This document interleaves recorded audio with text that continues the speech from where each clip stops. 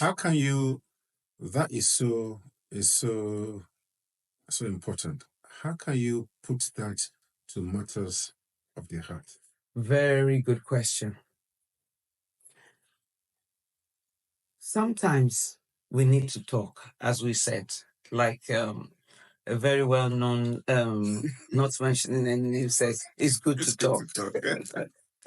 Sometimes people will want to talk to you at the wrong time. I give you a classic example. When you're about to go and catch your train, every Friday or whatever. Definitely, sometimes we will get a client. Somebody will come through the door, urgent to them, but you have to quickly assess the situation.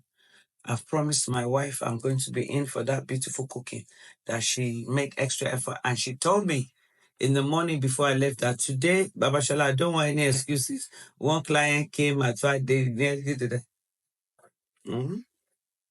And funny enough, the scripture that always comes to mind is when Jesus talked about the poor we will always have with us. This what this woman has done for me. You know, when she was going to pour the perfume on his feet, you know, a whole year's wages, and then the Judas in the camp said, "What the waste, we could have sold it and given to the poor." And he said, "But the poor will always have with us. But me, I'm just scarce here." Wow.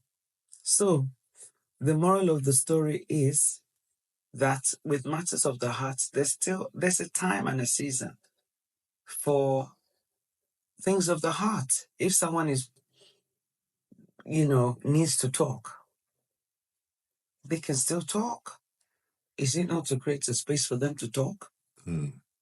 So if you have to catch your train, other than you're the only one here, they can be left to talk. Well, we've had to do that anyway.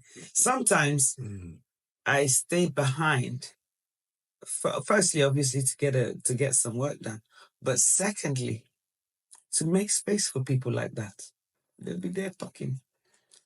You'll notice sometimes I don't always want to shut the door. I'll keep it open because they need the privacy. Sometimes they just need a sounding board. So I'm listening, but I'm not actively listening, but they're offloading. Because some people don't even have that. I was listening to my devotional on my phone, and it said something like, it was James, first James. He said, we have to be quick, to listen and slow to speak. We don't do that much. Some people just need a space to talk, and that is the matters of the heart. To learn to listen. You can listen and not feel the need to put your own thing there, Have you ever been in that situation, Baba Shala? You're talking to someone about, they say, yeah, that happened to me. And you just say, I just want to talk my own. I don't want to listen to your own today. That's true. Can we just listen to mine today, please? It's true. The way I capture it is, we've been created with 2 ears and 1 mouth.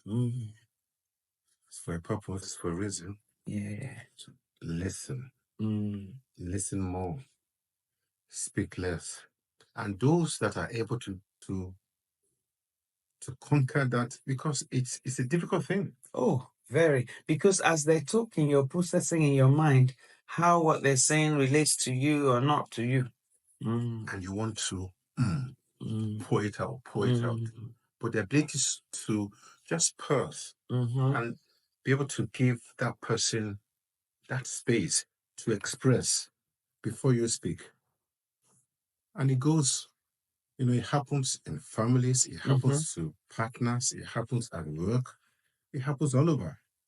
It does. And one of the training that we will have and we will continue to have is to be intentional about listening. You've heard that term, active listening. So there are different kinds of listening.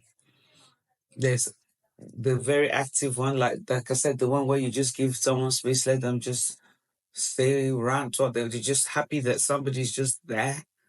And then there's listening, which you're kind of like not privy to, but you're listening. You're not really privy to it, but you're listening.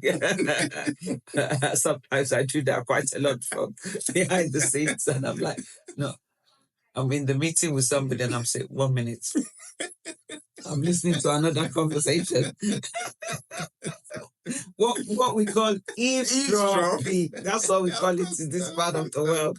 For those of you who are not familiar with eavesdropping, is when you are in a conversation and then you're listening to somebody else's conversation. Momentarily, you have transferred yourself from the presence of the person before you. Yes. The right way to do is to take permission from the one that you're currently listening to say, just give me 1 moment. But we don't. The other person, are you still with me? I got too many hoes. But I ain't you. You like to put that shit in your nose.